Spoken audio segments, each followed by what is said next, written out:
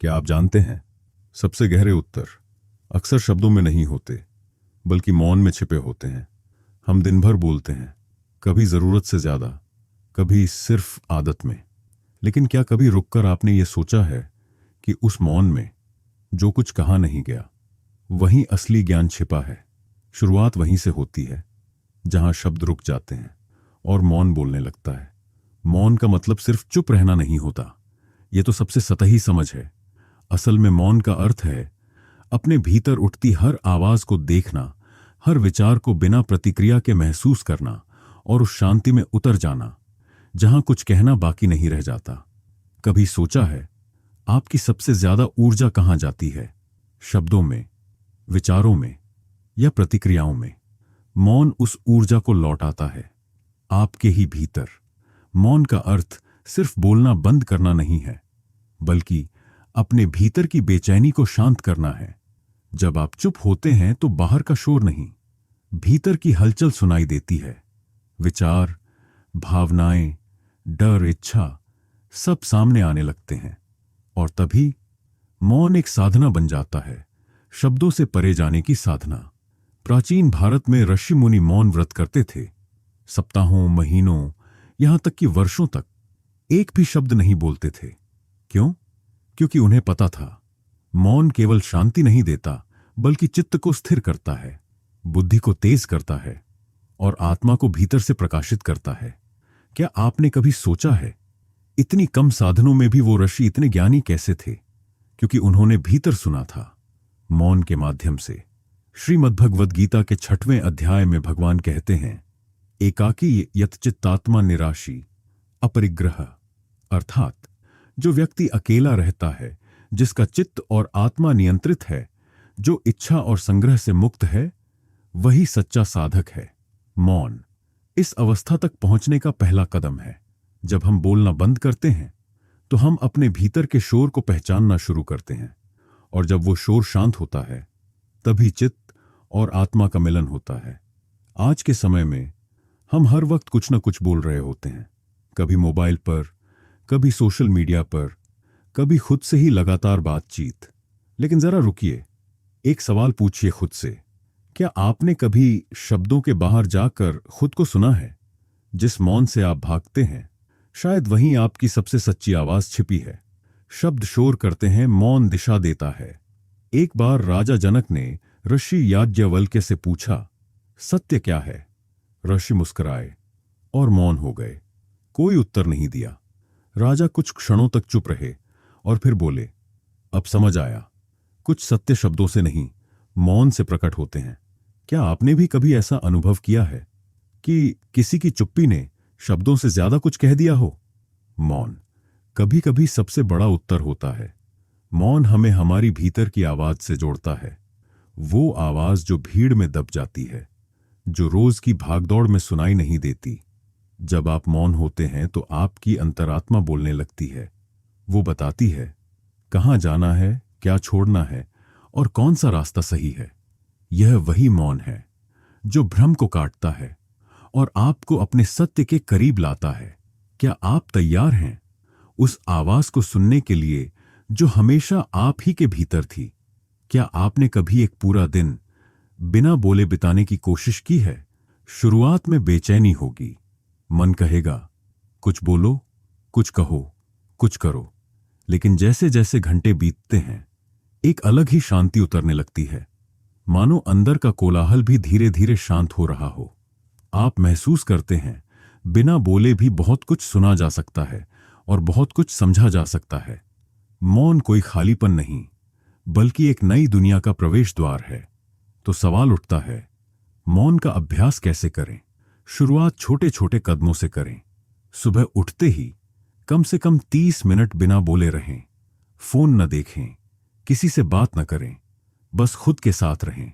खाना खाते समय हर एक कौर को ध्यान से खाएं, बिना किसी बातचीत के। और सबसे जरूरी, हर दिन कम से कम 1 घंटा डिजिटल मौन रखें। कोई मोबाइल, टीवी या स्क्रीन नहीं, सिर्फ शांति। धीरे धीरे आपका मन इस मौन को अपनाने लगेगा और वही मौन आपके भीतर की शक्ति बन जाएगा।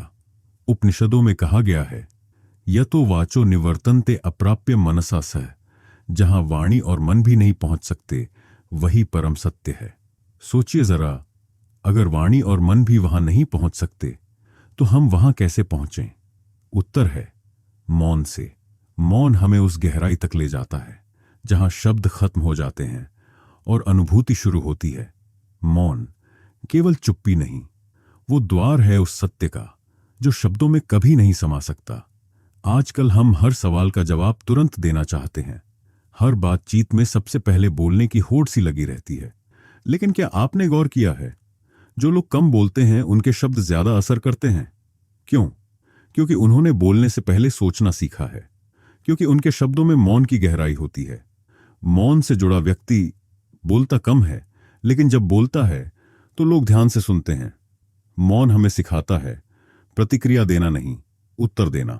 जब कोई कुछ कहता है या कुछ करता है, हम तुरंत प्रतिक्रिया देते हैं, गुस्से में, डर में या अहंकार में। लेकिन मौन उस क्षण को रोकता है। वो एक विराम देता है जिसमें आप सोच सकते हैं, समझ सकते हैं और फिर उत्तर दे सकते हैं, बिना घबराए, बिना टूटे। यही अंतर है रिएक्शन और रिस्पॉन्स में, और यही बुद्धिमत्ता की शुरुआत है। शब्दों से रिश्ते बनते हैं, लेकिन मौन से रिश्ते गहराते हैं।